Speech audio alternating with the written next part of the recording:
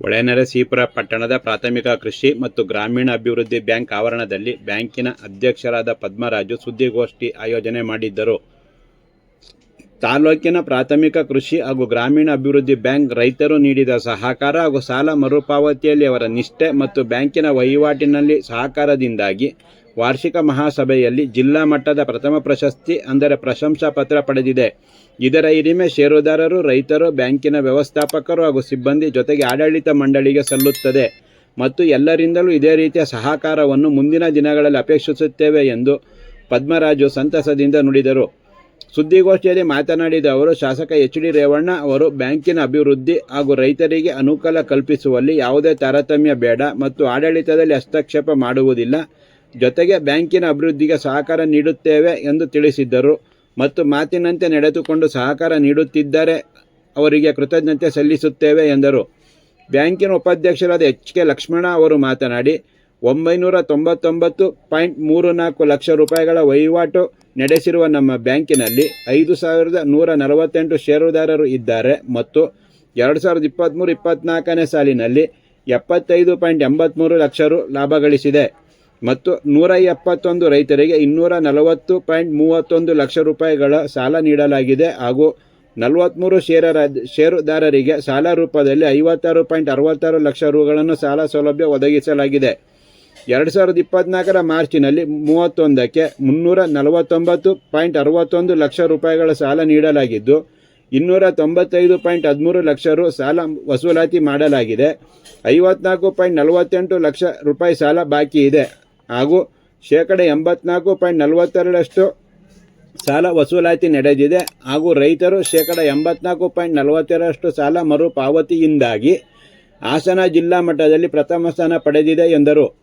ಕರ್ನಾಟಕ ರಾಜ್ಯ ಸರ್ಕಾರದ ಬಡ್ಡಿ ಮನ್ನಾ ಯೋಜನೆಯಲ್ಲಿ 228 ಜನ ಫಲಾನುಭವಿಗಳ ಅಸಲು ಮೊತ್ತ ರು 121.01 ಲಕ್ಷ ರೂಪಾಯಿಗಳು ಇದ್ದು 153 ಜನ ಸಾಲದಾರರು ಸುಸ್ತಿಯಾದ ಅಸಲು ಮೊತ್ತ 90.82 ಲಕ್ಷ ರೂಪಾಯಿಗಳು ಪಾವತಿಸಿ ಸರ್ಕಾರದ ಬಡ್ಡಿ ಮನ್ನಾ ಯೋಜನೆಯಲ್ಲಿ 104.89 ಲಕ್ಷ ರೂಪಾಯಿಗಳ ಮೊತ್ತವನ್ನು 90.82 ಲಕ್ಷ ರೂಪಾಯಿ ಪಾವತಿಸಿ ಸರ್ಕಾರದ ಬಡ್ಡಿ ಮನ್ನಾ ಯೋಜನೆಯಲ್ಲಿ 104.89 ಲಕ್ಷ ರು ಬಡ್ಡಿ ಮನ್ನಾ ಪ್ರಯೋಜನ ಪಡೆದಿದ್ದಾರೆ ಎಂದರು. ಬ್ಯಾಂಕಿನ ವ್ಯವಸ್ಥಾಪಕರಾದ ಚಂದ್ರಶೇಖರ್ ಈ ಸಂದರ್ಭದಲ್ಲಿ ಉಪಸ್ಥಿತರಿದ್ದರು. ಪ್ರಾಥಮಿಕ ಸಹಕಾರ ಕೃಷಿ ಮತ್ತು ಗ್ರಾಮೀಣ ಅಭಿವೃದ್ಧಿ ಬ್ಯಾಂಕಿನ ಉಪಾಧ್ಯಕ್ಷನಾಗಿ 2023-24ನೇ ಸಾಲಿನ ವರದಿಯ ಪ್ರಕಾರ ನಮ್ಮಲ್ಲಿ 31/3/2024ರ ಅಂತ್ಯಕ್ಕೆ ಷೇರುದಾರರ ವಿವರ 5,148 ಸದಸ್ಯರಿದ್ದು ಅದರಲ್ಲಿ ದಿನಾಂಕ 31/3/2024ರ ಅಂತ್ಯಕ್ಕೆ 121 ಜನ ರೈತರಿಗೆ 240.31 ಲಕ್ಷ ಸಾಲವನ್ನು ಕೊಡಲಾಗಿದೆ. ಮತ್ತು 2023-24 ಸಾಲಿನಲ್ಲಿ ವಿವಿಧ ಯೋಜನೆಗಳಿಗೆ 43 ಜನ ಸದಸ್ಯರಿಗೆ 56.66 ಲಕ್ಷಗಳನ್ನು ಸಾಲದ ರೂಪದಲ್ಲಿ ಹಂಚಿಕೆ ಮಾಡಲಾಗಿದೆ. ಮತ್ತು 31/3/2024ರ ಅಂತ್ಯಕ್ಕೆ ಸದಸ್ಯರಿಂದ ಬರಬೇಕಾದ ಸಾಲ ಏನಿದೆ ಅದು ಸಾಲದ ಬಾಕಿ 349.61 ಲಕ್ಷ, ವಸೂಲಾತಿಯಾಗಿರ್ತಕ್ಕಂಥದ್ದು 295.13 ಲಕ್ಷ, ಬಾಕಿ ಇರ್ತಕ್ಕಂಥದ್ದು 54.48 ಲಕ್ಷ, ಶೇಕಡವಾರು ನಮ್ಮದು 84.42% ನಾವು ವಸೂಲಾತಿ ಆಗಿದೆ. ನಾವು ಬ್ಯಾಂಕಿಂದು 2023-24 ಸಾಲಿಗೆ ಶೇಕಡ 84.42% ವಸೂಲಾತಿ ಮಾಡಿ ಹಾಸನದ ಜಿಲ್ಲಾ ಮಟ್ಟದಲ್ಲಿ ಪ್ರಥಮ ಸ್ಥಾನವನ್ನು ಪಡ್ಕೊಂಡಿದ್ದೇವೆ. ಹಾಗೆ ಕರ್ನಾಟಕ ರಾಜ್ಯ ಘನ ಸರ್ಕಾರದ ಬಡ್ಡಿ ಮನ್ನಾ ಯೋಜನೆಯಲ್ಲಿ ಸುಮಾರು 228 ಜನ ಫಲಾನುಭವಿಗಳು ಅಸಲು ಮತ್ತು ಮೊತ್ತವನ್ನು 121.01 ಇದ್ದು ಅದರ ಪೈಕಿ 153 ಜನ ಸಾಲಗಾರರು ಸುಸ್ತಿಯಾದ ಅಸಲು ಮೊತ್ತ ಮತ್ತು 90.82 ಲಕ್ಷಗಳ ಬಾಕಿ ಪಾವತಿಸಿ ಸರ್ಕಾರದ ಬಡ್ಡಿ ಮನ್ನಾ ಯೋಜನೆಯಡಿ ಲಾಭವನ್ನು ಪಡೆದಿರುತ್ತಾರೆ. 104.89 ಲಕ್ಷ ಬಡ್ಡಿ ಮನ್ನಾ ಯೋಜನೆಯಲ್ಲಿ ಪಡೆದುಕೊಂಡಿದ್ದಾರೆ. ಹಾಗಾಗಿ ನಮ್ಮಲ್ಲಿರ್ತಕ್ಕಂಥ ಯೋಜನೆಗಳೇನಿದೆ ಅದನ್ನು ನಾವು ಅದರಲ್ಲಿ ನಮಗೆ ಬಂದಿರತಕ್ಕಂಥ ಒಂದು ಬ್ಯಾಂಕಿಂಗ್ ಬಂದಿರತಕ್ಕಂಥ ಆದಾಯ 75.83 ಲಕ್ಷ ಲಾಭ ಈ ವರ್ಷದಲ್ಲಿ ನಾವು ಗಳಿಸಿದ್ದೀವಿ.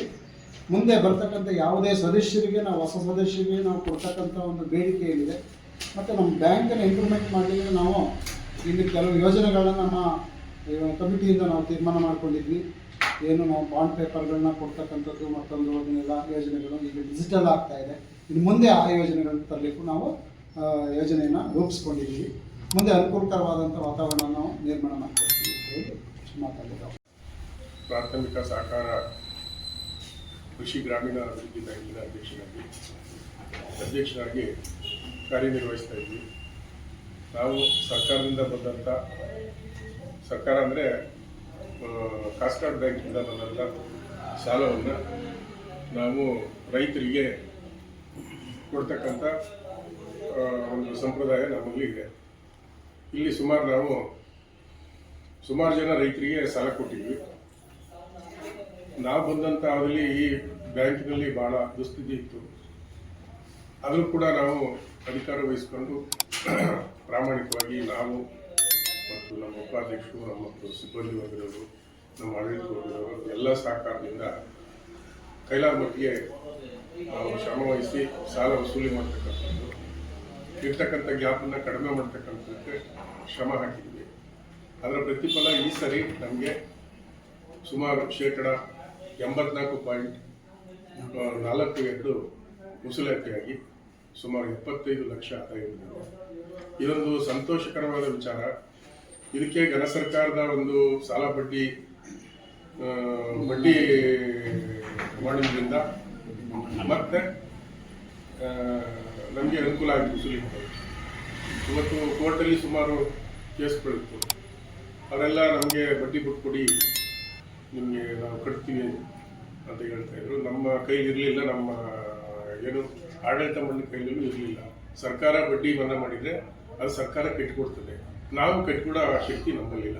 ನಮ್ಮಲ್ಲೇನು ವಸೂಲಾತಿ ಚಾರ್ಜ್ ಅದು ಇದು ಕಡಿಮೆ ಮಾಡ್ಕೊಳ್ಳೋದು ಹೊರತು ಬೇರೆ